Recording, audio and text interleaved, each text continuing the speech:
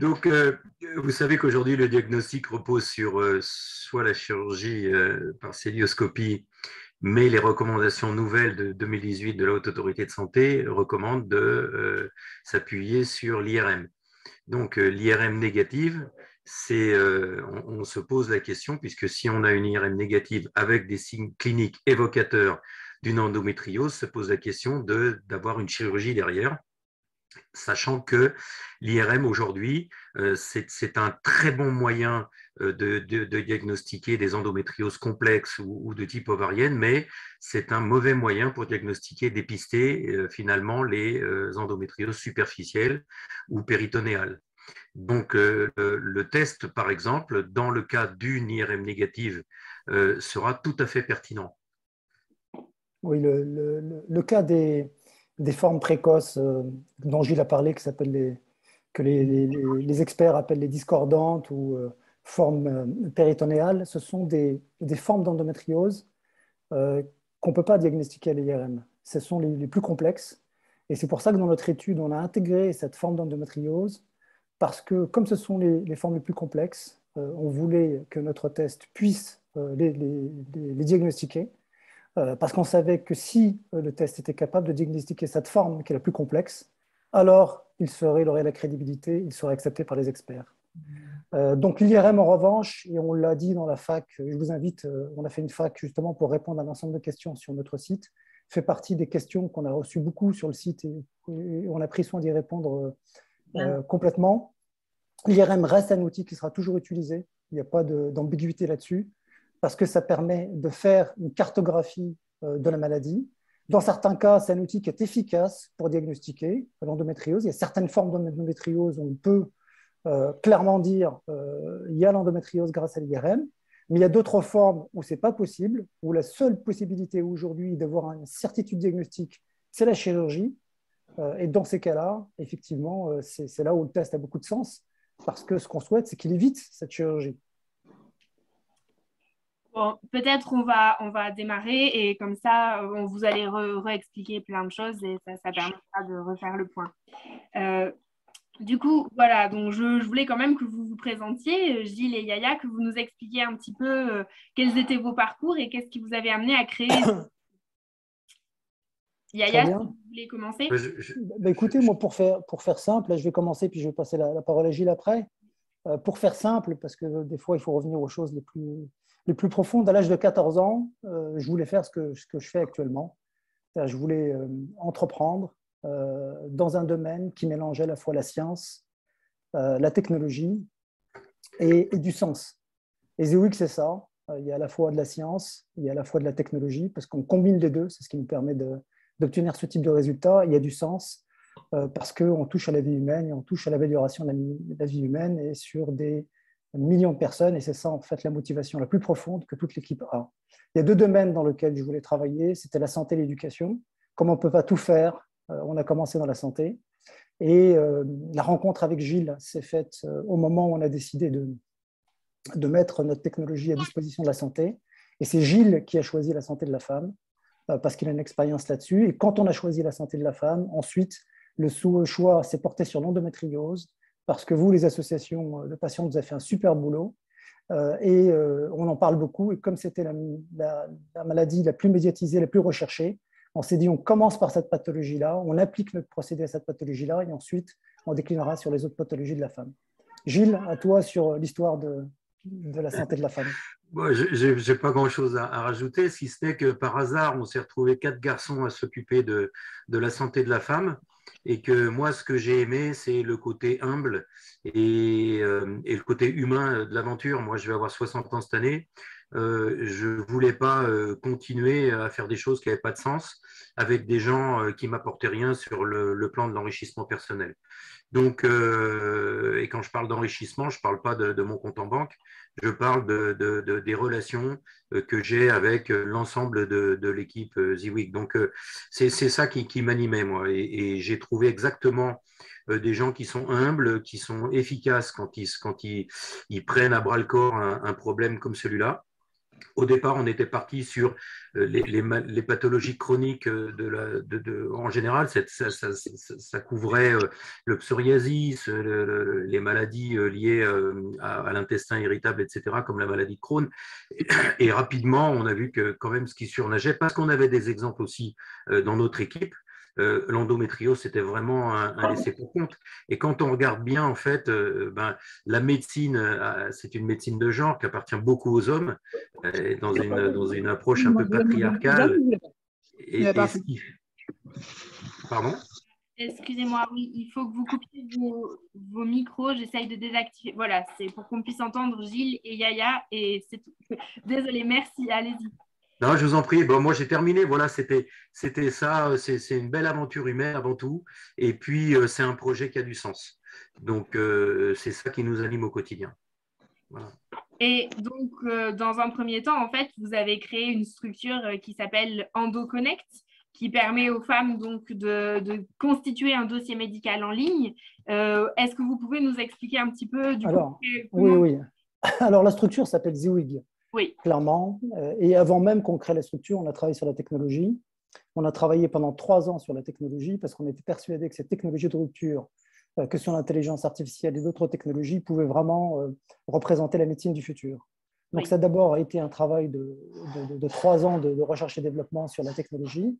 Et ensuite, on a décidé de l'appliquer à un domaine particulier qui correspondait bien, qui était la maladie chronique. Et c'est de là qu'est venue l'endométriose. Et quand on a commencé sur l'endométriose, le premier sujet qui nous a paru complètement déconnant, anormal, ça nous a paru être un gros bug, c'était le diagnostic. Et donc, sur le diagnostic, on s'est dit, ça, il faut traiter ce sujet-là. C'est le premier sujet qu'il faut résoudre. Et on a commencé par travailler sur d'abord la notion de questionnaire à base de symptômes. Donc, c'est là où a commencé ce que vous citez actuellement, EndoConnect, qui était à la fois une façon d'orienter les patientes, mais aussi de préparer les professionnels de santé, de gagner en efficacité dans le parcours. Et puis, on a vu que ça apportait des bénéfices, mais ça avait des limites. Parce que l'endométriose est une maladie complexe, les symptômes sont comparables, sont parfois les mêmes que d'autres pathologies, et les questionnaires ne suffisent pas pour distinguer avec certitude le diagnostic. Et donc, c'est là où on a cherché une autre solution, beaucoup plus poussée, et on est descendu au niveau de la biologie, et là aussi, on a cherché des technologies de rupture, et on a utilisé des technologies sur lesquelles il y a des recherches depuis à peu près une vingtaine d'années, mais il y a depuis seulement 3 ans, depuis 2018, à peu près 3-4 ans, où on sait que ces biomarqueurs un peu particuliers qu'on appelle les micro-ARN sont l'expression de la maladie, sont la photo de la maladie. Ils sont très difficiles à manipuler, c'est pour ça qu'il a fallu des technologies nouvelles. En revanche, ils sont très nombreux, en revanche, c'est la photo de la pathologie. Et donc, c'est la combinaison de ces deux éléments-là qui nous a permis après d'avancer vers le diagnostic, qui nous amène aujourd'hui à discuter autour de la notion de test. Bon, alors, je voulais quand même qu'on reparle de ça parce que je pense que c'est quelque chose d'assez important. Par exemple, moi, je sais que j'ai assisté à une journée professionnelle où le professeur Descamps, qui a travaillé avec vous, a expliqué que constituer son dossier sur EndoConnect permettait aux patientes d'être beaucoup plus tranquilles lors du rendez-vous pour pouvoir poser le diagnostic, puisqu'elles avaient du coup réfléchi avant et posé avant tout l'historique de leur pathologie et que c'était super important puisque ça lâchait vraiment tout le stress pour la patiente de se dire je vais oublier ça, je vais oublier de parler de ça, je ne sais plus comment et de réorganiser les choses.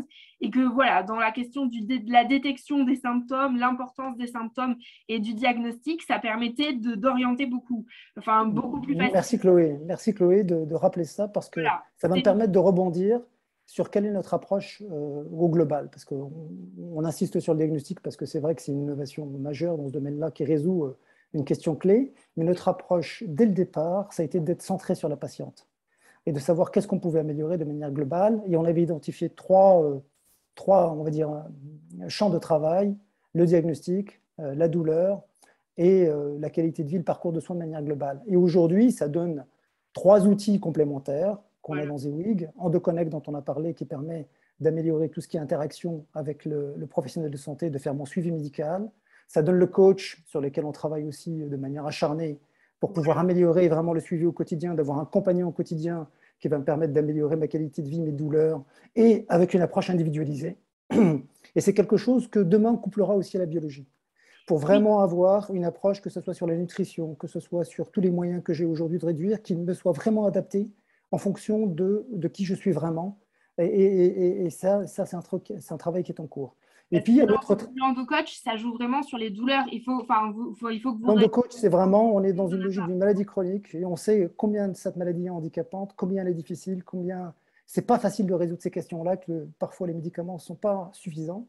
Et donc, l'idée, c'est tous les moyens qui sont à disposition aujourd'hui, de pouvoir les intégrer dans ce coach-là et d'avoir ensuite une approche individualisée vis-à-vis de la patiente, de lui donner ce qui marche pour elle de manière progressive pour avoir vraiment des résultats et avoir une amélioration à la fois de la douleur et de la qualité de vie.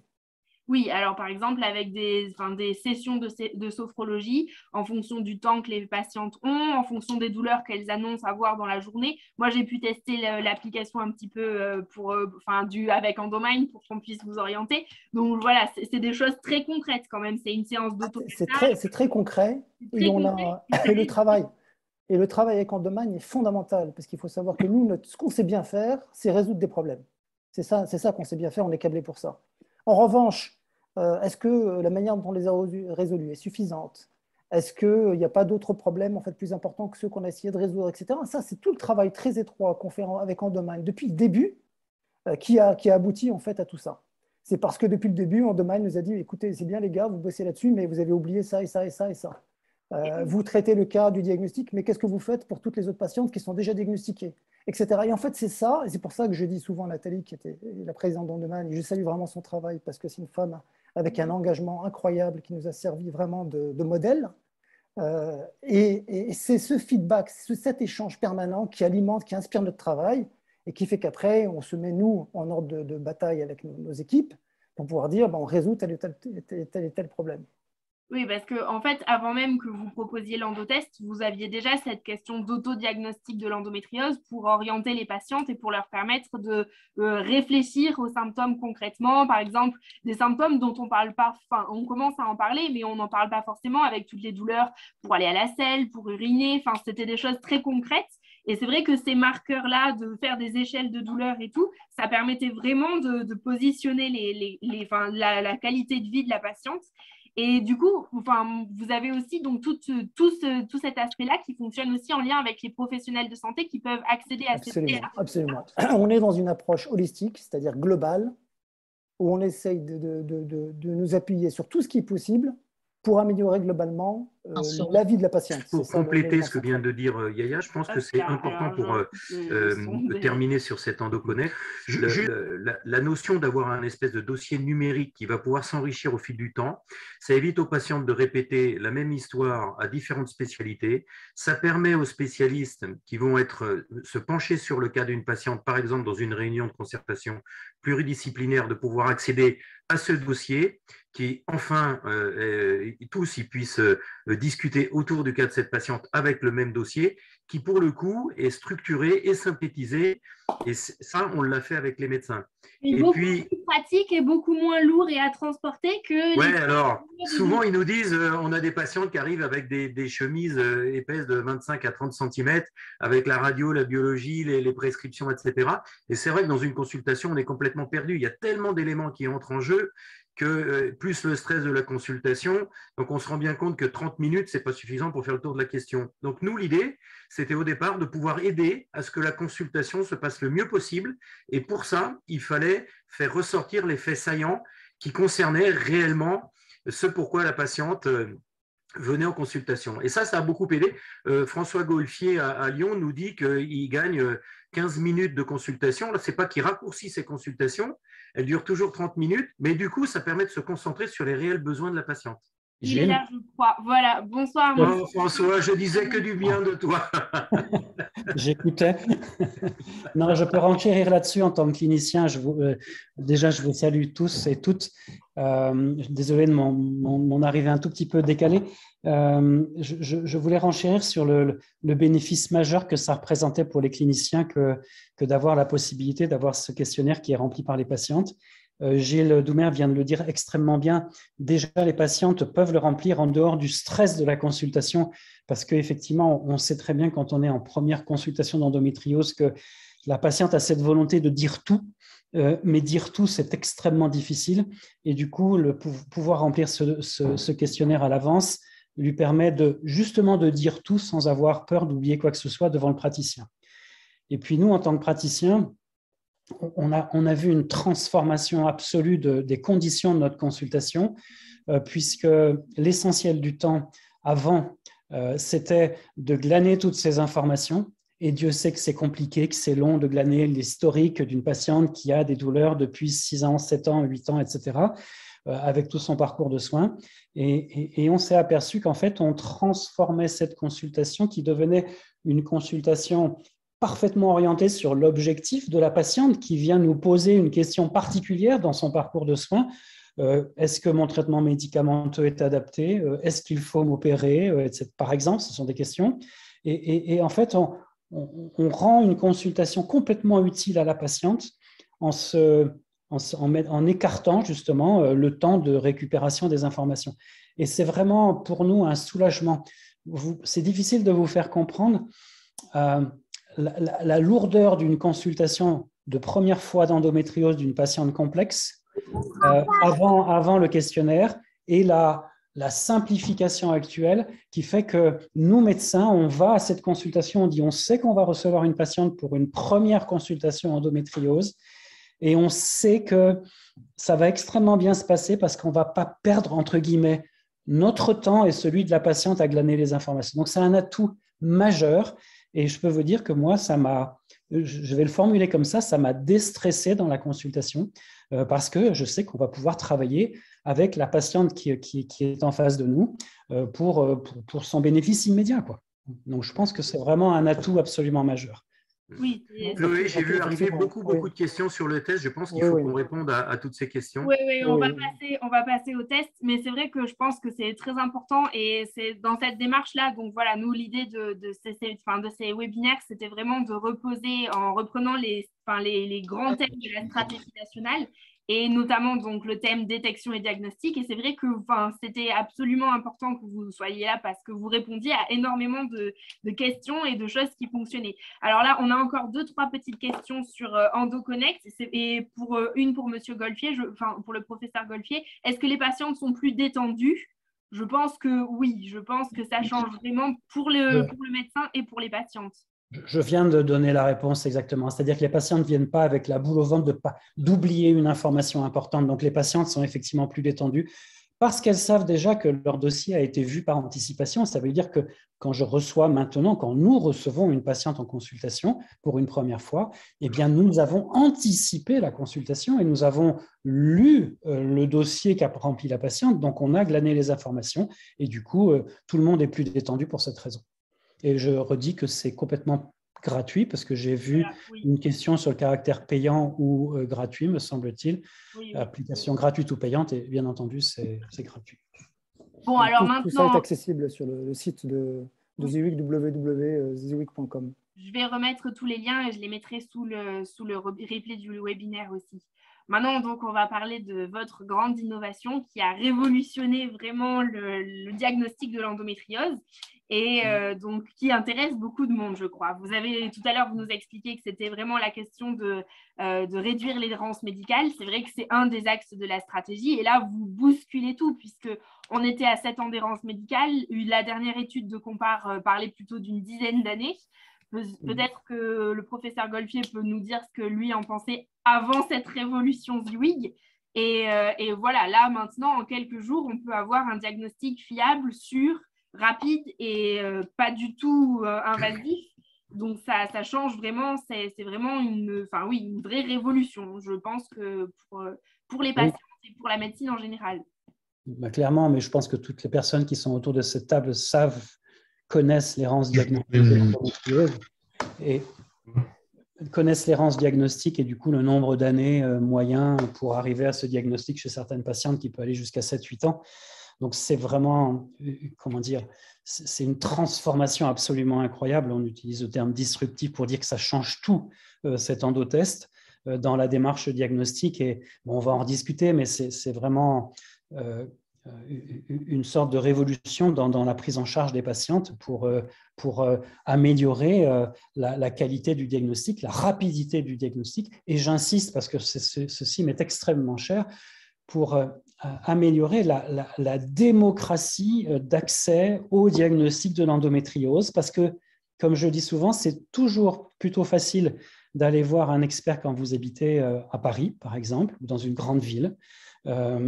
Mais ce n'est pas simple du tout quand vous habitez dans des endroits moins fournis en médecins.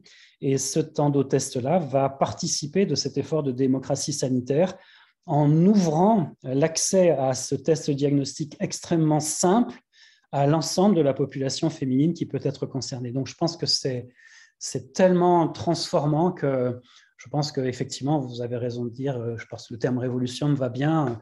Ce n'est pas excessif, je pense que c'est vraiment une nouveauté absolument incroyable.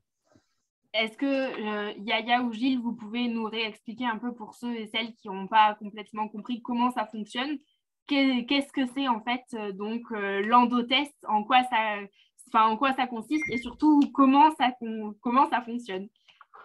Écoutez, je crois que… Yaya à répondre. Oui. Ce qui est important, c'est de savoir que ça fait maintenant plus de 10 ans que les scientifiques du monde entier travaillent sur ces sujets-là, travaillent sur le sujet des biomarqueurs pour avoir un test, soit sanguin, et qu'il n'y a pas eu de résultat. Et donc, quand on a commencé, nous, à travailler là-dessus, on s'est dit que pour qu'on ait une chance de trouver, il fallait qu'on fasse différemment de tout ce qui avait été fait. Et donc, on a fait différemment de tout ce qui a été fait sur 3 points, et ça va permettre d'expliquer comment ça fonctionne. Le premier, c'est le nombre de biomarqueurs, ce qu'on appelle des biomarqueurs, c'est-à-dire des particules qu'on va mesurer dans le corps, dans le fluide humain, dans le sang ou dans la salive, puisqu'on a travaillé sur les deux. Jusqu'à aujourd'hui, les gens mesuraient, enfin traditionnellement, on mesure une poignée de biomarqueurs. Le changement majeur qu'on a fait là, c'est qu'on en a pris des milliers. Donc, je prends souvent l'exemple de la photo. Imaginez une photo avec 5 ou 6 pixels. Si je vous demande de la distinguer, ça va être difficile. Si maintenant je vous donne une photo haute définition avec plusieurs milliers de pixels, ça va être plus facile à distinguer. Vous allez tout de suite voir de qui il s'agit. Donc, c'est ça la première différence majeure. Maintenant, quand vous passez à une photo de plusieurs milliers de pixels, ce n'est pas forcément les mêmes outils. Et donc, ça, c'est le deuxième élément sur lequel il y a eu une innovation. C'est qu'on a utilisé des outils qui n'avaient jamais été utilisés pour l'endométriose, qui sont des séquenceurs de nouvelle génération, c'est-à-dire que ce sont des outils qui permettent de mesurer plusieurs milliers de biomarqueurs d'un coup, et on a utilisé l'intelligence artificielle, parce que quand vous avez beaucoup de données comme ça, vous ne pouvez pas utiliser les outils statistiques traditionnels, il faut utiliser l'intelligence artificielle. Donc ça, c'est, je dirais, l'aspect scientifique. Maintenant, pratiquement, comment ça marche pour les patientes? Écoutez, c'est extrêmement simple. C'est un tube, j'en ai pas un sous la main, j'ai oublié d'en amener un, mais c'est un tube dans lequel on va faire un prélèvement salivaire qui va ensuite être envoyé en laboratoire. Le laboratoire va le faire passer par un certain nombre d'étapes et ensuite, nous, on récupère un élément qui nous permet de poser le diagnostic sur la base scientifique que je vous ai dit tout à l'heure. Donc, du coup, concrètement, les personnes pourront aller, on est en train, vous allez nous expliquer où on en est par rapport à ça, mais le test sera, vous êtes en train de voir pour qu'il soit peut-être sur ordonnance.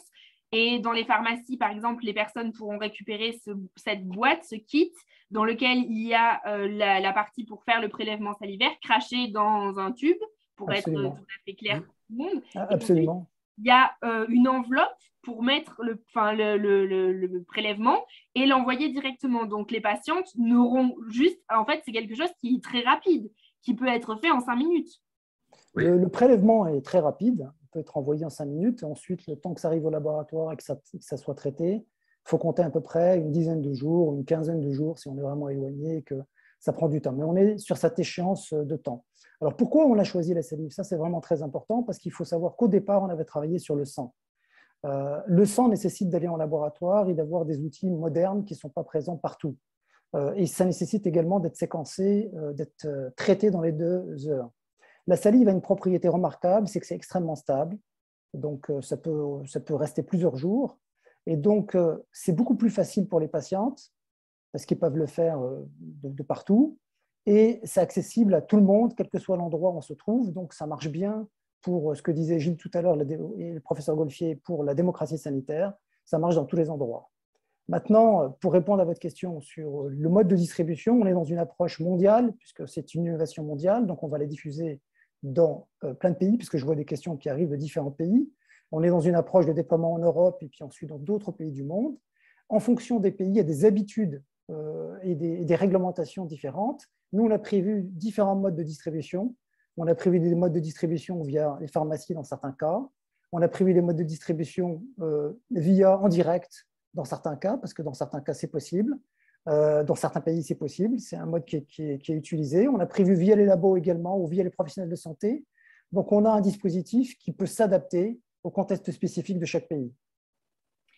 Et concrètement, pour la France, vous êtes toujours donc en pourparlers avec la Haute Autorité Alors, de Santé. pour la France, on travaille très activement avec les autorités de santé, à la fois pour le remboursement, c'est-à-dire faire en sorte que tous les patients puissent bénéficier du test, et à la fois pour la manière dont le test va être distribué, est-ce qu'il va être distribué en pharmacie, etc.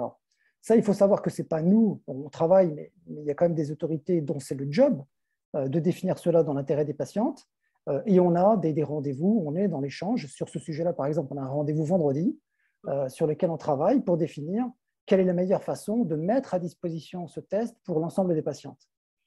Mais concrètement, le test est prêt, il est validé par, il a le dispositif CE qui fait que si par exemple on vous donne l'autorisation vendredi, absolument, Chloé, sur le plan scientifique, sur le plan industriel, sur le plan logistique, je dirais tout est prêt. Maintenant, on est dans la santé, qui est un secteur c'est la vie humaine, hein, donc on est obligé de passer un certain nombre d'étapes. Et ce sont ces étapes-là qu'on est en train de faire. Et on a fait un choix volontaire en France qui est de passer par la logique de remboursement pour que tous les patients puissent bénéficier du test. C'est super intéressant et c'est super important, je pense. Ça permet vraiment de mettre tout le monde sur un plan d'égalité parce que j'ai bien compris que c'était quand même un test qui serait assez cher s'il n'était pas pris en charge par la Sécu, et donc ça ne serait pas forcément facile pour tout le monde d'y avoir droit. Donc c'est vraiment un choix intéressant de donner la possibilité à tout le monde d'avoir, surtout avec le système français, d'y avoir accès. Il y a des questions, donc, par exemple, par rapport au DOM-TOM ou ce genre de choses. Ouais. Chloé, je voulais juste dire quelque chose. Allez-y. En complément, je pense que là, on est dans un système où on sait qu'aujourd'hui, le parcours est complexe, c'est long pour avoir un remboursement, et on est dans une espèce de compétition finalement internationale où il y a des pays qui vont aller certainement beaucoup plus vite que la France pour permettre d'obtenir l'endotest. Et donc, les autorités sont conscientes de ça. On est une entreprise française et on sait qu'on a finalement des possibilités d'aller un peu plus vite que ce qui se fait traditionnellement. Il ne faudrait pas que ça prenne 1 an ou 2 pour arriver sur le marché en remboursé, parce que là, ça voudrait dire qu'on met sous contrainte toutes les patientes qui ont des douleurs pelviennes, qui attendent ce test pour justement essayer d'avoir une décision ou une orientation à partir de ce test. Donc, on est finalement en discussion, mais il faut que ces discussions ne prennent pas des années. Oui, et avec Endomind, on vous aidera comme on peut pour que ça puisse faire… Je pense que la voix des patientes va jouer un rôle dans la facilité qu'on va avoir d'accéder au marché le plus rapidement possible, pour vous toutes. Est-ce que le professeur Golfier peut nous expliquer l'implication de ces équipes dans les travaux, qu'est-ce que vous avez pu apporter en termes de connaissance de l'endométriose, des spécificités, comment ça a pu fonctionner par rapport aux recherches? Je crois qu'il faut que vous remettiez votre micro. Je peux commencer parce que la particularité de ce projet-là, c'est qu'il mélange des compétences extrêmement différentes. Il mélange à la fois des dizaines de médecins spécialisés de l'endométriose, il mélange des ingénieurs spécialisés de l'intelligence artificielle et également en fait, des gens complémentaires. Et c'est parce qu'il y a eu tous ces talents-là que ce test a été mis au point. Et c'est la première fois qu'il y a autant de compétences différentes qui sont associées. C'est ce qui a fait qu'en médecine, c'est la première fois qu'on a utilisé certaines choses, certains modèles dans ce domaine-là. Je passe la parole au professeur Golfier pour compléter. Oui, notre rôle, en fait, nous, en tant que médecins, effectivement, c'est la petite partie que Yahya Elmir a expliqué, qui est le recrutement des patientes, la réflexion sur la méthode de recherche, et de façon à aboutir aux travaux scientifiques qui ont été publiés. Bien entendu, tout ce que nous sommes en train de dire repose exclusivement sur des travaux scientifiques qui ont été publiés, qui sont disponibles déjà sur PubMed. Donc, il faut très simplement aller taper MIARN et endométriose. Même sur notre site, hein, François. Et même sur le site, bien d'Imaging, entendu. Parce que j'ai vu qu'il y avait cette question sur y a-t-il des articles disponibles, sur quoi vous vous basez. C'est extrêmement important de comprendre que ce n'est pas une incantation sur un test qu'on a fait apparaître comme ça. La validité, la performance du test avec sa précision, hein, rappelez-vous, dans la salive, c'est plus de 98% de précision. C'est une sensibilité qui est de 97%, une spécificité de 100%. On reviendra peut-être sur ce que signifient ces chiffres-là qui montrent une très haute performance diagnostique. Ça repose sur des publications scientifiques. Et les publications scientifiques, eh bien, ça passe dans des comités de lecture avec des reviewers qui sont extrêmement exigeants. Et ces reviewers font les commentaires. Et vous le savez certainement, quand un article n'est pas correct, il est tout simplement refusé. Eh bien, les articles, les travaux scientifiques ont été faits, ont été acceptés. Le travail sur la salive a été le premier accepté en termes de précision diagnostique, et on a eu l'acceptation toute récente du papier sur le sang qui montre exactement les mêmes capacités, la même performance en termes de précision. Donc, c'est vraiment important de comprendre que c'est ce travail scientifique qui associe des cliniciens qui sont là un petit peu pour identifier les patientes qui participent aux études, avec des gens qui travaillent en intelligence artificielle, et puis avec un groupe qui travaille toujours dans le même sens, qu'on est arrivé à ces résultats. J'ai vu passer une question sur effectivement le nombre de publications scientifiques.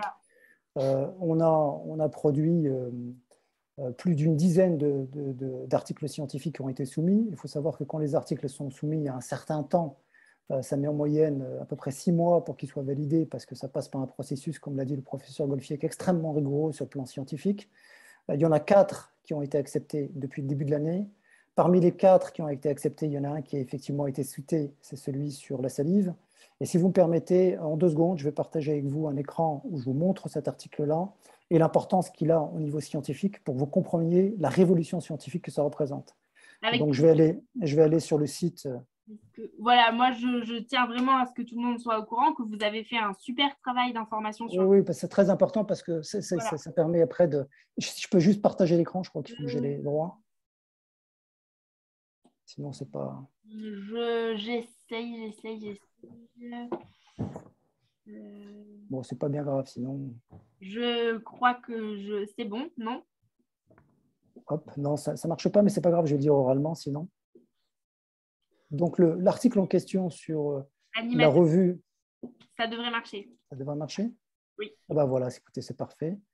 Donc, je vais aller sur le site, de la revue qui s'appelle Journal of Clinical Medicine.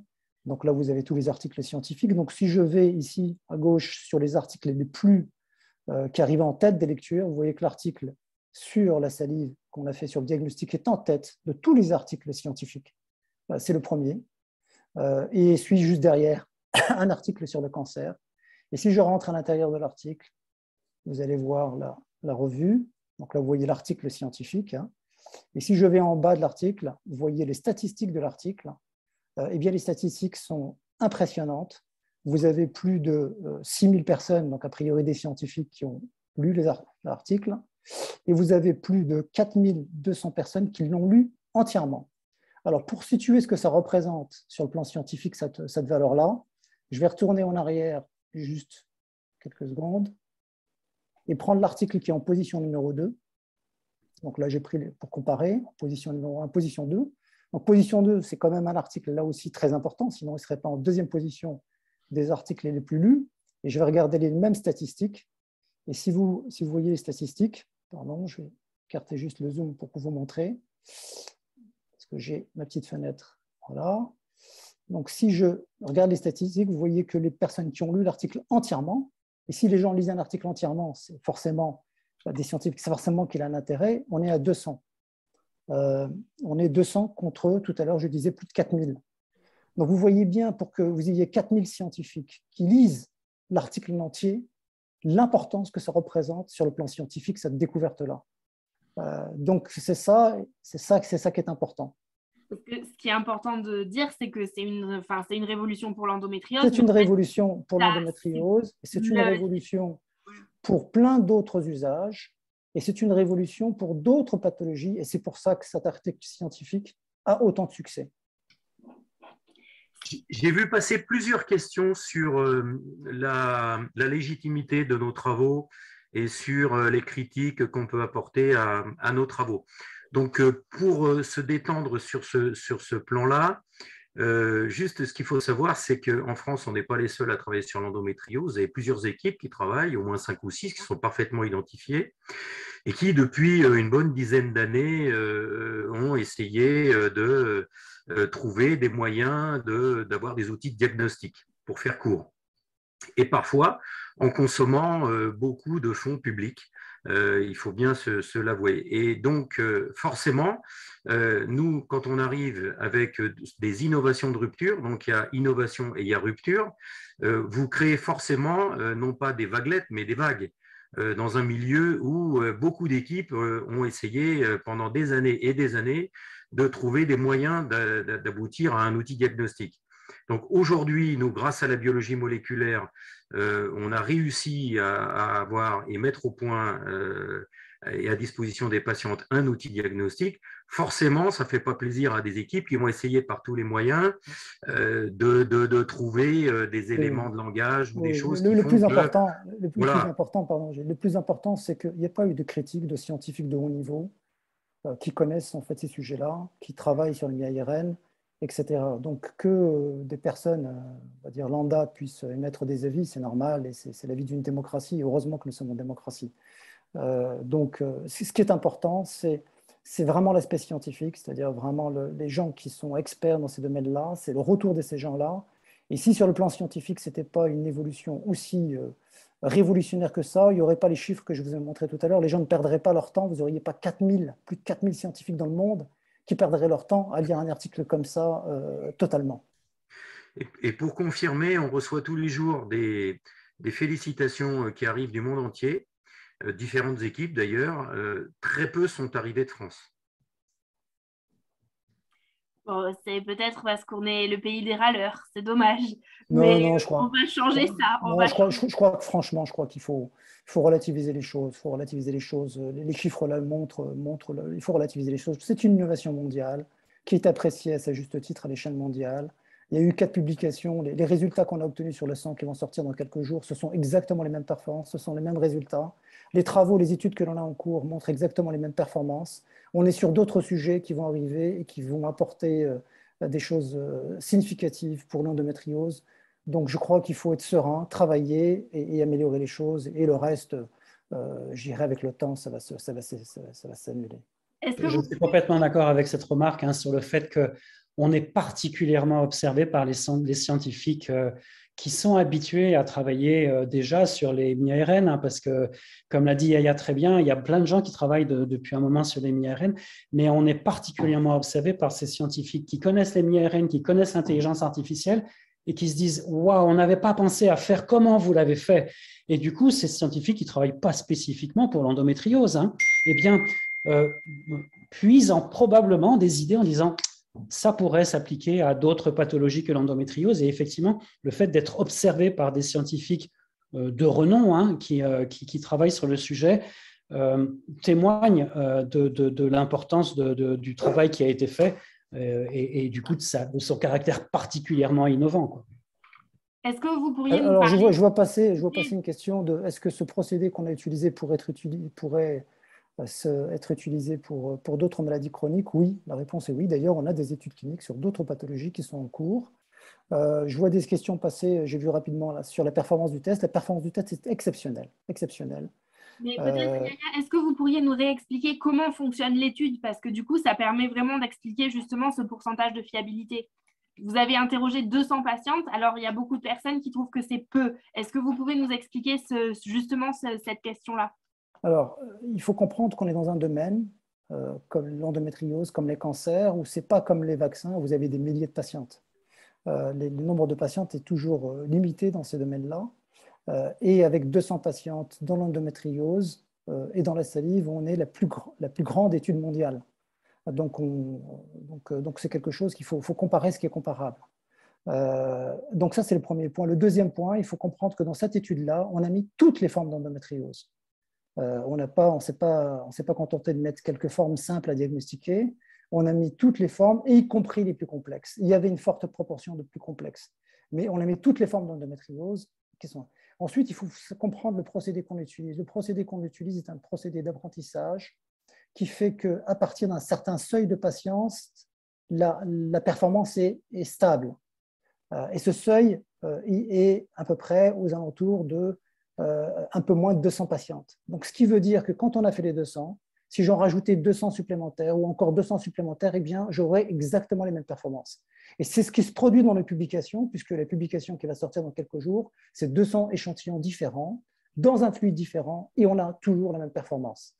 Et dans les publications futures que l'on va faire, puisqu'on est en train de les préparer, vous savez qu'il y a un décalage, même chose, on va observer toujours la même performance. Donc ça, c'est un point qui est important, c'est qu'à partir d'un certain seuil, la performance est constante du fait du procédé qu'on utilise. J'ai coupé le son, mais toutes les questions arrivent en même temps. Stop, stop, stop. Mais du coup, voilà, la dernière fois, on a eu chez Endomind, on a eu la chance d'avoir Gilles qui nous a expliqué un peu comment ça fonctionnait. Vous nous avez expliqué cette histoire de rentrer les données de la première patiente en rentrant tous les symptômes qu'elle pouvait avoir, rentrant tous les micro-ARN qui avaient été détectés chez elle. Et ensuite, c'était analysé avec la deuxième patiente, qui était analysée avec la troisième patiente. Vous pouvez nous réexpliquer ça un petit peu? Ça, c'est l'apprentissage. C'est ce qu'a expliqué Yaya, c'est-à-dire que en fait, l'intelligence artificielle ou learning machine, qui porte bien son nom, c'est une technique d'apprentissage, c'est-à-dire qu'au fur et à mesure où l'algorithme avance en fonction du nombre de patientes et de la diversité des patientes, eh bien vous arrivez à finalement faire le tour de toutes les problématiques que vous allez rencontrer autour de la pathologie. Je vais prendre un exemple qui est relativement simple à comprendre. J'ai un téléphone là, que j'utilise tous les jours, comme tout le monde, et j'ai activé en fait la reconnaissance faciale pour me faciliter la vie quand je veux déverrouiller. L'apprentissage s'est fait sur quelques photos, 1, 2, 3 que j'ai dû recommencer. À partir du moment où la machine avait suffisamment appris, eh bien, quel que soit, dès que j'approche mon visage, peu importe la position, il le reconnaît. Donc c'est ce principe-là, il y a un principe de seuil, où on a besoin de franchir un seuil de patientes. À partir de ce seuil-là, pour toutes les autres, eh bien, la performance est garantie. C'est important de comprendre que dans l'étude qui est parue sur la salive et l'étude qui a été acceptée sur le sang, il y avait une proportion de patientes endométriosiques et bien entendu, il y avait une proportion de patientes qu'on appelle témoins, c'est-à-dire des patientes qui n'avaient pas d'endométriose, puisque pour apporter un test diagnostique, il faut bien entendu pouvoir comparer les résultats de l'exploration de ces mi-ARN sur des patientes endométriosiques et des non-endométriosiques. Donc, il y a bien, parce que j'ai vu cette question qui était posée, il y avait bien, on va dire pour faire simple, les 3/4 des patientes étaient endométriosiques et le quart restant étaient des patientes témoins qui avaient les mêmes symptômes douloureux évocateurs d'endométriose, mais dont on est absolument certain qu'elles n'avaient pas d'endométriose, puisque ces patientes ont eu une célioscopie, une opération par mini-invasive pour s'assurer qu'elle n'ait pas d'endométriose. Donc, le groupe témoin est un groupe extrêmement fort puisqu'il correspond à des patientes symptomatiques avec des douleurs et on sait que ces patientes-là n'ont pas d'endométriose. J'ai vu passer une question aussi très importante, c'est la qualité de l'information. Est-ce que ce test-là permet aussi de savoir le stade de la maladie, et on avait eu pas mal de questions aussi comme ça sur le site. Alors, la version actuelle du site, du test, pour qu'on soit clair, donne uniquement le diagnostic. C'est-à-dire oui ou non, est-ce qu'il y a une endométriose? On répond à une question binaire. Dans les travaux que nous sommes en train de faire, et ce sont des travaux qui sont en cours, les développements sont en cours, donc on ne peut pas anticiper les résultats aujourd'hui, on n'est pas au stade de les publier. Et quand on les publiera, on fera comme on l'a fait maintenant, une conférence de presse, on partagera ces résultats. Mais ce qu'on cherche à faire, c'est ça. On cherche à donner une information qui va permettre d'avoir un parcours individualisé. Et cette information, ça peut être effectivement le stade de la maladie, ça peut être le phénotype de la maladie, ça peut être est-ce que j'ai un risque d'infertilité, par exemple, Est-ce que j'ai une forme précoce? Donc, ce sont tous ces sujets-là extrêmement importants, à la fois pour des praticiens comme le professeur Golfier et à la fois pour le patiente, que nous sommes en train de travailler pour le futur. Et du coup, professeur, qu'est-ce que vous pensez, vous, par rapport, en tant que praticien, est-ce que c'est un test qui doit être fait très jeune? Alors, je sais que vous n'avez pas envie que ce soit quelque chose qui soit fait, par exemple, à une énorme échelle sur toute la population féminine. Comment on déterminerait les choses? Est-ce qu'il y a un âge où c'est nécessaire d'attendre pour faire le test, ou comment ça se passe par rapport à ça? Alors, le point principal et très important, c'est que, à bien comprendre, c'est que l'étude qui a été faite à la fois sur la salive, avec ses résultats d'une précision très importante, et sur le sang, avec la précision identique aussi bonne, n'a concerné que des patientes qui avaient de 18 à 43 ans. Et donc, du coup, tous les résultats que l'on a publiés à ce jour sont valides pour les femmes de 18 à 43 ans. Et donc, c'est important de comprendre que à ce jour, il n'est pas possible de dire à une jeune fille de 16 ans qui a des douleurs de règles pas possible qu'il faut qu'elle fasse ce test-là. C'est pas encore d'actualité. On y arrivera, mais à ce jour-là, pour rester très rigoureux dans la cible des patientes que nous avons analysées, ça concerne les femmes de 18 à 43 ans. Lesquelles ça concernera forcément des patientes qui ont des symptômes douloureux, évocateurs d'endométriose, bien entendu, et typiquement, les patientes qui, en plus de ces symptômes, ont un examen d'imagerie qui est normal. Et vous êtes certainement nombreuses à connaître cette situation qui est extrêmement désespérante. C'est-à-dire, j'ai des symptômes extrêmement invalidants qui évoquent une endométriose, mais je suis allé faire une échographie, puis une IRM, et on n'a rien trouvé. Et on n'a rien trouvé, il y a deux raisons au fait qu'on ne voit rien, par exemple, à l'IRM. La première raison, c'est qu'effectivement, il n'y a rien. Si vous avez la chance d'avoir un radiologue expert qui a vu votre IRM, un expert en endométriose, un radiologue expert, eh bien, ça, c'est la première hypothèse. Effectivement, le radiologue expert dit « je ne vois pas de signe d'endométriose ». Et puis, la deuxième solution, c'est que votre IRM a été lu par un radiologue qui n'est pas expert. Moi, je suis gynécologue obstétricien, je ne suis pas expert en diagnostic anténatal. D'accord? Et on peut comprendre que tous les radiologues de France ne soient pas experts en IRM d'endométriose. Et on situe très bien une première population qui pourrait bénéficier de ce test-là. Ce sont les populations de femmes douloureuses avec une imagerie qui est normale. Et celles-ci, évidemment, sont elles qui vont bénéficier en premier lieu du test. Alors, je veux passer une question sur les faux positifs. Ça fait partie des informations qui ont été véhiculées beaucoup sur les réseaux sociaux et qui sont fausses. Il y a de la désinformation qui est faite parfois, et comme le disait Gilles, parfois par des gens qui ont fait des travaux à protéger. La spécificité du test est de 100%. On ne peut pas faire mieux. C'est-à-dire qu'il n'y a pas de faux positifs. C'est-à-dire, si on dit à une personne qu'elle a l'endométriose, avec le test, c'est qu'elle a l'endométriose. Tout à l'heure, Gilles, vous nous parliez de patientes divergentes. Est-ce que vous pouvez réexpliquer?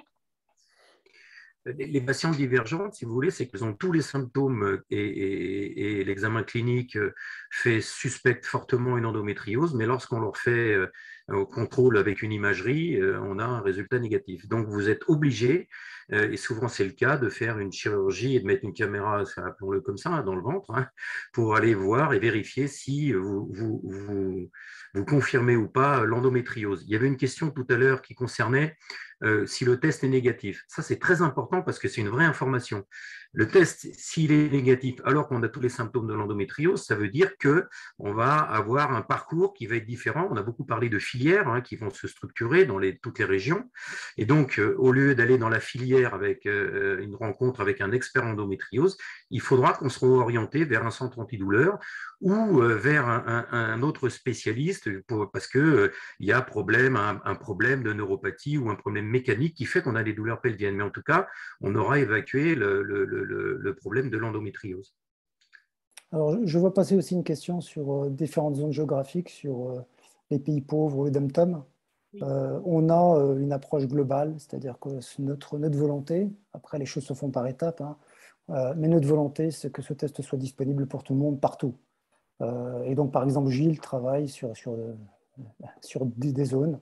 Je ne vais pas les citer pour que les choses en fait se fassent progressivement, mais il y a une volonté que le test soit disponible vraiment partout pour tout le monde. Et alors, la question de l'adénomiose, est-ce que, enfin, donc, vous pouvez nous éclairer là-dessus, puisqu'il y a beaucoup de personnes qui souffrent en même temps d'endométriose et d'adénomiose. Est-ce que vous pouvez poser clairement la réponse aussi, s'il vous plaît? Je vais laisser le professeur Golfier répondre à cette question. Alors, c'est important de faire la distinction entre l'adénomiose et l'endométriose. Typiquement, l'adénomiose, c'est plutôt une pathologie de la femme qui a plutôt 35, 40 ans, 45 ans. Hein, c'est-à-dire, c'est la présence de la muqueuse de l'utérus dans l'épaisseur de la paroi de l'utérus. Voilà ce que c'est que l'adénomiose. Et on distingue ça de l'endométriose, qui est la présence de cette muqueuse de l'utérus en dehors de l'utérus. Et vous savez que la théorie la plus couramment admise, c'est que ces cellules de l'endomètre, elles remontent par les trompes pour aller se déposer à l'intérieur du ventre. Donc, endométriose et adénomiose, ce n'est pas exactement la même pathologie. Et le test salivaire a été utilisé pour avoir une performance diagnostique de haut niveau sur l'endométriose. D'accord ? C'est important de le comprendre. Ce n'est pas exactement la même maladie, donc il ne faut pas mélanger les choses parce que ça ne serait pas correct de faire un amalgame. Et j'ai vu qu'il y avait une question à ce sujet sur effectivement endométriose et adénomiose. Ce n'est pas la même chose. C'est important de comprendre ça. Hein. Le test, c'est un test de diagnostic de l'endométriose. Bon, mais du coup, en fait, voilà, une fois que le diagnostic est posé, et donc on a parlé du cas où on dit non, il n'y a pas d'endométriose. Le cas où on dit oui, il y a de l'endométriose, vous nous avez expliqué que potentiellement, les prochaines versions du test permettront d'orienter la patiente sur plus des questions peut-être de risque sur la fertilité, de risque sur une atteinte digestive. Donc, on pourra peut-être réfléchir à évoluer et diriger la patiente vers des spécialistes adéquats à ce moment-là. Mais là, concrètement, une patiente qui aura un test, qui reviendra positif, ça ne veut pas forcément dire qu'elle sera opérée, ça ne veut pas forcément dire qu'elle a besoin d'être prise en charge par un spécialiste de l'endométriose. Il y a vraiment tout un tas de possibilités. On en reparlera la semaine prochaine dans le séminaire dans le webinaire sur la question des filières de soins, où le professeur Golfier sera aussi avec nous pour répondre à ces questions-là. Mais voilà, il y a toutes ces possibilités-là. Ça ouvre, en fait, ça pose un diagnostic, mais ça ouvre aussi un parcours de soins qui est important et qui est à prendre en compte pour la suite. Tout à fait. C'est exactement ça. Et donc, avec des aides comme, je rappelle, donc EndoConnect qui permet de poser son dossier médical et d'avoir tout ce suivi important, et aussi l'EndoCoach donc, qui permet de trouver des solutions au quotidien adaptées à nos problématiques. Donc voilà, ça permet vraiment de couvrir toutes les possibilités pour l'instant. L'idée, si vous voulez, c'est de faire gagner du temps à tout le monde. Faire gagner du temps aux patients pour éviter l'errance diagnostique, de faire gagner du temps aux professionnels de santé qui voient passer, et là je prends à témoin François qui m'expliquait ça tout au début de l'aventure, il a des patientes qui viennent, qui sont orientées vers lui avec des suspicions d'endométriose alors qu'il n'y a pas d'endométriose. Et donc on voit bien que ça engorge le système de soins et ça ne le rend pas efficient. Et donc là, on va bien sûr éviter l'errance, mais on va aussi être beaucoup plus performant et utiliser les filières à bon escient, la bonne personne au bon moment devant le bon spécialiste. Je veux vraiment rebondir sur ce que tu viens de dire, Gilles, c'est important. Moi, je suis gynécologue obstétricien et je fais de la chirurgie. La pire des pertes de temps pour les patientes, c'est celle qui vient me voir alors qu'elle n'a pas du tout besoin de chirurgie. D'accord ? Et ça, grâce à EndoConnect, eh bien, nous sommes en mesure d'orienter spécifiquement les patientes vers le bon praticien. Envoyer une patiente vers moi pour parler d'un traitement médicamenteux, ce n'est pas adapté. La patiente a intérêt à aller voir un professionnel de l'endométriose qui est spécialisé en traitement médicamenteux. Venir me parler d'infertilité, ce n'est pas adapté. Il y a des professionnels de la fertilité qui sont bien plus doués que je ne peux l'être à ce sujet. Donc, on voit bien, et c'est pour ça que je renchéris sur ce que tu viens de dire, Gilles, sur le bon adressage au bon moment à la bonne personne. Et ça évitera de faire perdre beaucoup de temps à des patientes, ou plus exactement, ça permettra de faire gagner beaucoup de temps à beaucoup de patientes. On en reparlera la semaine prochaine. Oui, voilà. Alors, je vois passer une question qui revient sur le test par rapport à d'autres outils de diagnostic. Bon, ça, c'est une question qui touche en fait les recommandations nationales et internationales. Vous savez qu'il y a régulièrement des recommandations sur les pratiques et ça met un peu de temps. Mais quand on regarde notre dernière publication qui va sortir dans quelques jours, dans la conclusion, il y a la conclusion que ça aboutira à une évolution par les sociétés savantes des recommandations nationales et internationales. Donc évidemment, voilà, ça prendra les choses se font par étapes, mais des outils comme ça qui changent la donne, qui sont des innovations de rupture, qui changent la donne, finissent à un moment donné par changer aussi les recommandations nationales et internationales.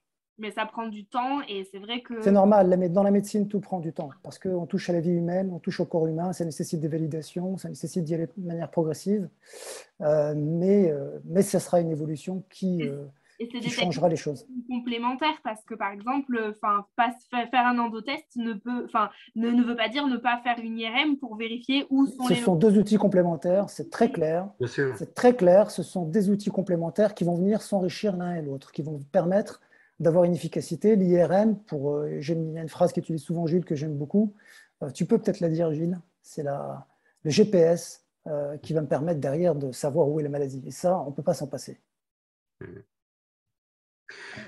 On entend parfois des remarques sur le fait que le test, à terme, pourrait remplacer le médecin et la crainte que pourraient avoir certains professionnels de santé. En fait, on voit que les tests sont là pour aider le médecin, favoriser un bon aiguillage, faire gagner du temps à tout le monde. Moi, cette notion de temps, elle est capitale quand aujourd'hui, la problématique, c'est justement cette errance médicale qui fait consommer du soin à tout le monde, qui perturbe la vie professionnelle, sociale des patientes. Les résultats aujourd'hui avec des IRM qui sont négatives et qui sont des faux négatifs, ben, ça contribue à l'errance médicale. Les patientes repartent dans l'errance parce que le fait que ça soit négatif, eh bien, on va les orienter vers autre chose que l'endométriose pour que 3 ans après ou 4 ans après, elles reviennent dans le parcours et qu'on en conclut que finalement, elles avaient une endométriose. Donc finalement, l'introduction de ce test dans le parcours de soins va permettre une meilleure organisation, une meilleure efficience des soins et faire gagner du temps à tout le monde. Alors, je vois passer une dernière question qui est vraiment très, très, très importante. Et ça sera probablement notre challenge le plus grand dans les années futures, dans le travail qu'on est en train de faire sur le plan scientifique. Ça concerne les traitements. On sait aujourd'hui qu'il y a des traitements qui marchent pour certaines patientes, qui vont donner des résultats. Pour d'autres, ça ne va pas marcher du tout, voire ça va avoir des effets secondaires qui sont atroces. Et on ne sait pas pourquoi. Et le travail que nous sommes en train de faire, et c'est pour ça qu'on a lancé une étude très importante avec 10 centres sur 1000 patientes, un des objectifs de ce travail-là, c'est d'arriver demain à faire l'adéquation entre un traitement et la patiente. Dire celui-là, il peut marcher pour telle patiente, mais pour une autre, eh bien, il n'est pas recommandé. Donc, c'est un travail qui est fondamental, qui est très important, et il s'inscrit dans cette question-là. On reçoit beaucoup de questions de patients. Je suis très étonné du niveau, parce que très souvent, en fait, ces questions-là, elles rejoignent les travaux qu'on est en train de faire. Après, moi, je peux parler à titre personnel. C'est vrai que je crois que l'endométriose, c'est une pathologie qui nous oblige à réfléchir beaucoup. Et quand, il y a des gens qui ne se posent peut-être pas tant de questions. Moi, personnellement, je sais que je me suis beaucoup posé de questions. Et c'est vrai que du coup, on a envie de se comprendre, on a envie de savoir. Et avec, quand on m'a dit on va créer un test salivaire sur l'endométriose, de diagnostic de l'endométriose, je me suis tout de suite posé la question, mais comment ça fonctionne, comment c'est fait? Parce que c'est vrai qu'on est avide de comprendre parce qu'on a besoin de trouver des solutions pour améliorer notre quotidien et que des choses comme ça permet ça montre un intérêt déjà pour notre pathologie et puis des possibles évolutions qui sont complètement magiques pour nous, en fait, qui avons été de manière où on teste certaines choses. Voilà. Vous savez, Chloé, je pense que l'endométriose, finalement, j'espère que François sera d'accord avec moi, c'est une maladie systémique. Ça dépasse le cadre de la maladie gynécologique. À partir de là, et quand on accepte ce principe, eh bien, on comprend bien que ça va toucher le métabolisme, ça va avoir des intrications avec certaines maladies auto-immunes, et qu'on va retomber dans tous ces processus inflammatoires. Et c'est ça, finalement, l'idée qui nous a conduit à chercher à mettre au point ce test à partir de travaux de biologie moléculaire. Alors, je vois une autre question très pratique passer. Ça concerne en fait la prescription, c'est-à-dire est-ce que le test sera prescrit ou pas, ou est-ce qu'il faudra forcément une prescription médicale? Franchement, on n'est pas à ce stade-là capable de répondre à cette question-là, parce que ça dépend des autorités de santé, mais quand je parlais des rendez-vous que l'on a en cours, ça fait partie des sujets qui sont abordés. Et Gilles, si tu veux compléter là-dessus, puisque c'est toi qui suis très Non, près des travaux. juste, je crois que quand on est dans la santé, il faut être responsable, surtout quand on amène une innovation de rupture. Donc, les discussions sont comment on peut être dans un cycle vertueux qui permettrait à la fois de s'assurer que le test est prescrit à des personnes qui en ont réellement besoin. Donc, il faut que ce soit des professionnels de première ligne, des gynécologues, des médecins généralistes. Moi, j'aimerais bien que les sages-femmes aussi fassent partie de la boucle, parce qu'aujourd'hui, elles sont partie prenante aussi de ce diagnostic de l'endométriose en première ligne. Et puis, il y a des déserts médicaux où il y a plus de sages-femmes que de médecins spécialistes, donc il faut en tenir compte. Il y a la distribution après. Est-ce qu'on va le faire remettre en pharmacie? C'est important le rôle du pharmacien pour les patientes les plus jeunes. Ça permet d'expliquer comment on utilise le test. Ça permet de faire quelques rappels sur l'endométriose. Ça peut, pourquoi pas, on peut l'impliquer dans le fait que lui-même participe à ce que la patiente crache correctement dans le flacon et qu'on puisse le réexpédier parce qu'il faut une certaine quantité, donc ça lui permettrait de valider. Et donc, on voit bien que tout ce système-là, c'est des choses qu'on doit discuter avec les autorités de santé pour se caler avec elles et comment on introduit ce test dans le parcours de soins. Oui, surtout. Alors, peut-être une dernière question. Moi, je voulais juste te dire que vous aviez réfléchi à l'option d'organiser une espèce de consultation d'annonce aussi pour expliquer à la patiente ce que c'était que l'endométriose, puis si le test était positif, et que voilà, vous n'alliez pas, enfin, vous essayez de faire en sorte que tout soit pris en compte et qu'on ne laisse pas les personnes face à cette information sans avoir des clés. Exactement. Prescription, distribution et annonce. Voilà. Aujourd'hui, ça serait scandaleux qu'un laboratoire vous envoie directement le résultat d'un oui ou non endométriose. Si c'est non, qu'est-ce que je fais? Je reste avec mes douleurs chez moi et je ne sais pas où aller. Et si c'est oui, je ne connais pas forcément le médecin qui va pouvoir prendre en charge mon endométriose correctement. Donc oui, on est plutôt favorable à ce qu'il y ait une annonce qui soit faite par un praticien à la patiente pour l'accompagner du mieux que possible. Ça, c'est sûr. Excusez-moi, Yaya, désolée. Oui, donc sur cette notion d'annonce, ça dépend aussi des pays, parce que la manière, en fait, les habitudes sont différentes d'un pays à l'autre. On a fait des tests sur certains pays où les gens préfèrent avoir l'information directement, d'autres. Donc, en tout cas, pour la France, c'est ce qu'a dit Gilles. Une question très importante, parce qu'on a eu beaucoup de questions là-dessus sur notre site web, et j'en profite pour partager en fait l'information. On a eu des questions sur les adolescentes. Parce que c'est vrai que la première chose en France, quand on a des enfants ou des filles, on a des patientes endométriosiques qui ont des filles et qui se posent la question est-ce que leurs filles, finalement, ont aussi l'endométriose parce qu'elles ont des douleurs qui sont anormales. Le professeur Golfier l'a dit, nos études jusqu'à présent impliquaient que les gens soient majeurs, donc de 18 à 43 ans. Et pour confirmer que le test fonctionne, a également des performances pour l'adolescente, on a lancé une étude complémentaire spécifique sur les adolescentes afin de vérifier qu'on a les mêmes performances avec les adolescentes. Oui, donc on aura plus d'infos dès que vous aurez… Voilà, c'est une étude qui est en cours et qui nous permettra de valider. Elle est incontournable parce que la notion de tranche d'âge est très importante, qui nous permettra de valider que pour la tranche d'âge en dessous de 18 ans, eh bien, on obtient les mêmes performances diagnostiques. Et donc, du coup, là, par exemple, quelle est la suite des projets? Est-ce que vous allez travailler sur d'autres maladies? Est-ce que en fait, je sais que vous êtes plutôt centré sur les pathologies qui touchent à la santé de la femme. Est-ce que voilà, vous pouvez nous expliquer vos projets futurs là en attendant? Absolument. Il faut savoir qu'entre les annonces qu'on fait comme celle-là et les travaux de recherche que l'on fait, il y a plusieurs années d'écart. Donc, ce que vous disiez tout à l'heure est très juste. On a des études cliniques en cours sur différentes pathologies. On n'a pas attendu de rendre officiel notre travail pour pouvoir les anticiper, pour pouvoir les lancer. Et on a également des travaux sur différents usages. J'en ai cité tout à l'heure quelques-uns, mais qui permettent d'étendre l'usage de cette technologie-là sur d'autres questions thérapeutiques, d'autres problématiques. Donc, tout cela est en cours et au fur et à mesure qu'on fait des travaux, on fait des publications scientifiques. Donc, j'ai cité tout à l'heure des articles qui ont été soumis et qui seront publiés dans le courant de l'année. On aura, et j'en suis sûr, la plus grosse production scientifique sur l'ARN endométriose en 2022, parce qu'on sait exactement ce qu'on a dans le pipe et ce qui va sortir. Et on va continuer en fait à faire ce travail-là. Et notre motivation vient aussi, je dirais, du contact avec les patientes, comme c'est celui-là ce soir. et d'associations extrêmement dynamiques comme On Demand qui nous soutiennent, qui nous font du feedback et qui parfois aussi nous mettent des claques en disant ça vous avez oublié, ça c'est pas bien. Et c'est vraiment ce travail d'écosystème qui, je dirais, motive tout le monde.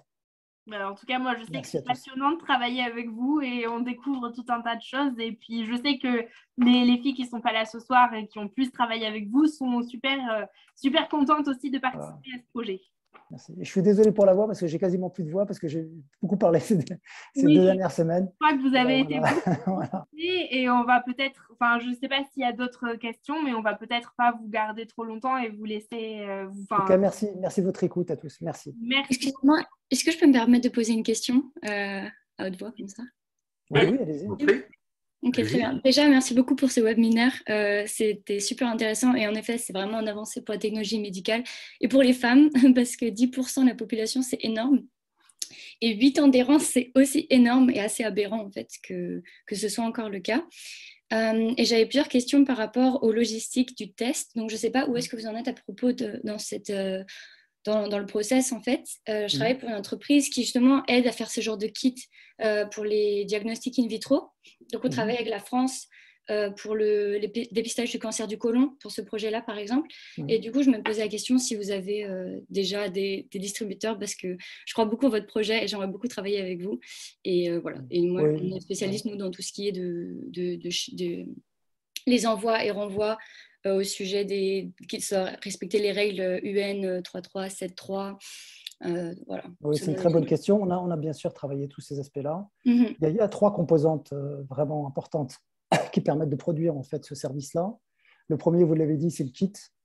Donc, on travaille avec un fournisseur qui fait en fait ces kits-là, qui maîtrise en fait à la fois le savoir-faire et qui a des capacités de volume. Et on a vérifié avec lui que quand on voulait monter en charge de manière importante sa capacité à fournir, donc s'il y a à peu près 3 semaines de délai entre le moment où nous on donne en fait une idée de volume et le moment où les palettes avec les kits arrivent, donc c'est quand même assez réactif. Il y a ensuite le processus de laboratoire qui nécessite une configuration un peu spécifique. Donc, notre équipe a défini la configuration nécessaire pour que ce soit entièrement automatisé et que ça puisse répondre à des volumes aussi. C'est-à-dire que s'il y a une montée en charge, qu'on puisse y répondre. Ça, c'est un point important. Et puis ensuite, il y a la dernière partie qui est toute la technologie qui permet de tirer l'information pour à la fois donner le diagnostic, mais donner aussi plein d'autres informations dans le futur. Donc, tout ça a été à la fois sur le plan logistique, sur le plan industriel, sur le plan scientifique, travaillé, et on prépare en fait les étapes futures. Merci pour votre question. C'est dommage. Mais bon, merci. Pour le futur projet au cas où.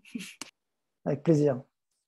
Merci en tout cas. Merci à tous. Au revoir. Bonne soirée et merci. Oui. Au revoir. Merci à Chloé d'avoir organisé. C'est normal, c'est passionnant. Merci.